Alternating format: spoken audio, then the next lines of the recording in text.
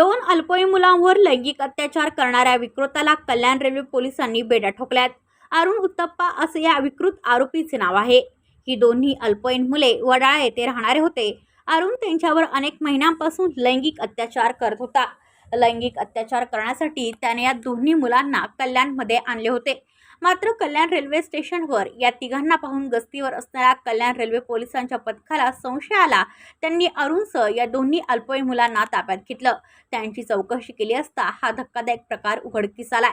या दोन्ही मुलांकडे लिपस्टिक व जेल सापडलं असून या लहान मुलांना तो लिपस्टिक लावून त्यांच्यावर अत्याचार करत असल्याची धक्कादायक माहिती समोर आली आहे।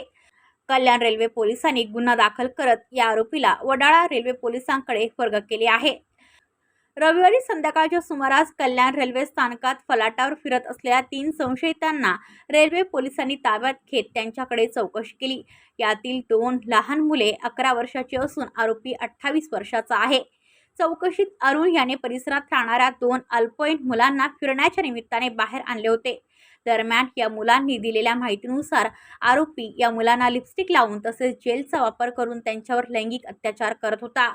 कल्याण स्थानकातून पुढे जाण्याच्या तयारीत असलेल्या या तिघांवर पोलिसांना संशय आल्याने या चिमुकल्यांची अत्याचारातून सुटका झाली आहे।